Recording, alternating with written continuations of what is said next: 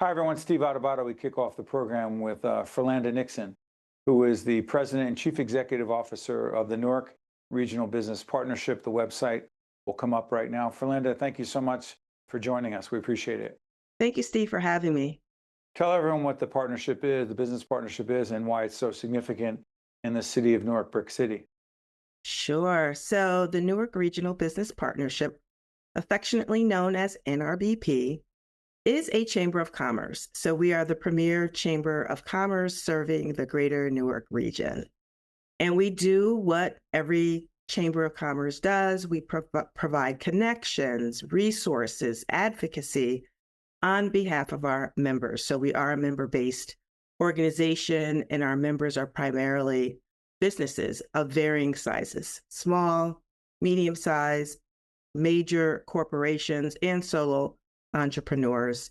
We also have members who are institutions of higher learning, hospitals, and our major arts institutions here in Newark.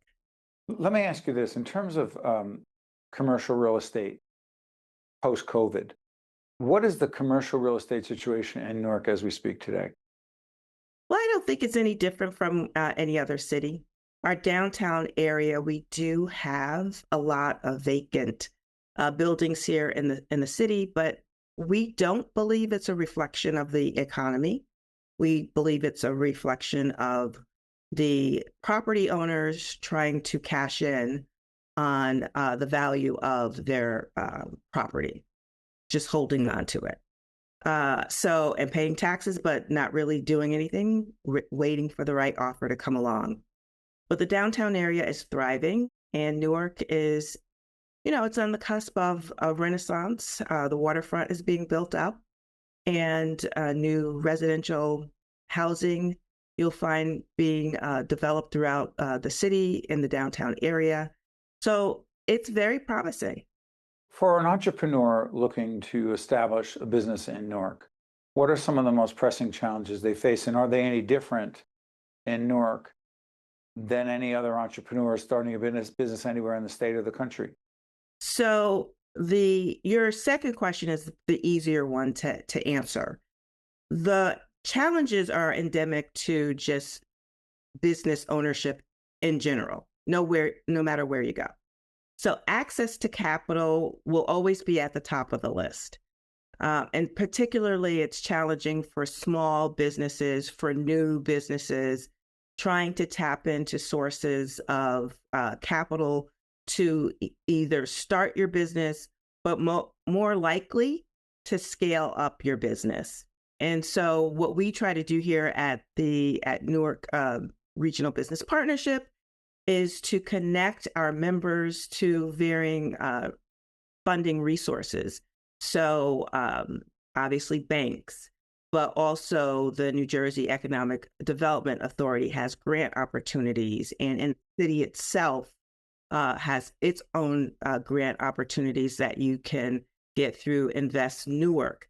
And so just making sure that our members are kept abreast of those opportunities, and that they have the contact information for people who can really help them and advance their mission and their purpose. Ferlanda, talk about transportation in the city, Newark as a transportation hub, please, and its connection to business.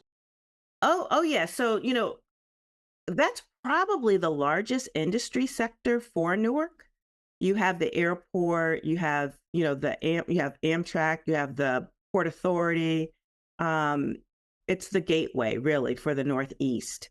And so it's actually our biggest council within NRBP. We have a transportation council because of the significance of transportation in the city for the city of Newark.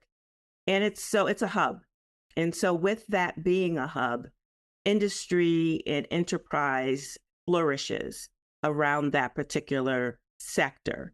So you'll have, you have your restaurants, you have your catering, you have your tourism that really is flourishing because of the effectiveness of and the easy access to various modes of transportation in and outside the city.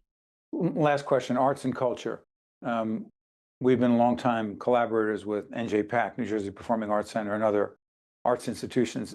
Talk about, Ferlanda, the connection between arts and culture, arts and cultural institutions in Newark, and the economic vitality of the city, please.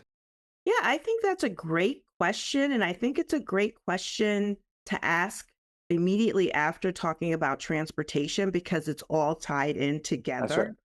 So the arts culture, Newark takes a tremendous pride in the artistic environment that exists here. So you mentioned NJPAC, but we also have the museum, we have Symphony Hall, we actually consider our institutions of higher learning as part of the arts culture as well.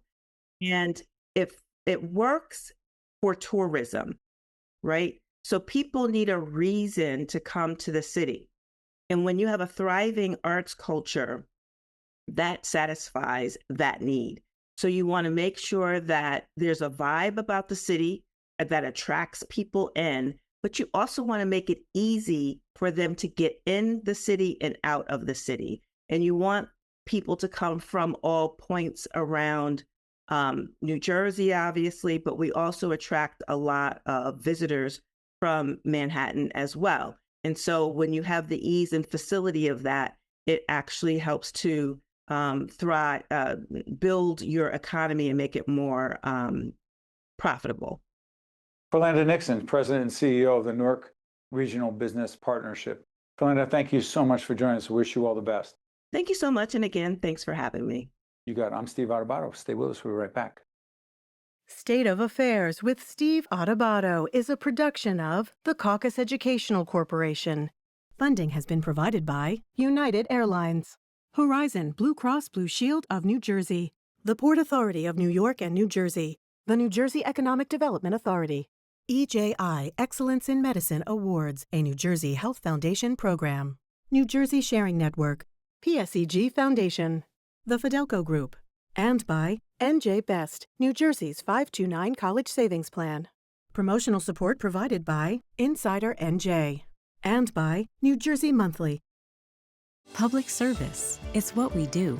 At the PSEG Foundation, through volunteer hours, partnerships, and our other contributions, we're committed to empowering communities. We work hand in hand with you, our neighbors, to educate young people, support research, environmental sustainability, and equitable opportunities, provide training and other services all over New Jersey and Long Island. Uplifting communities, that's what drives us, the PSEG Foundation.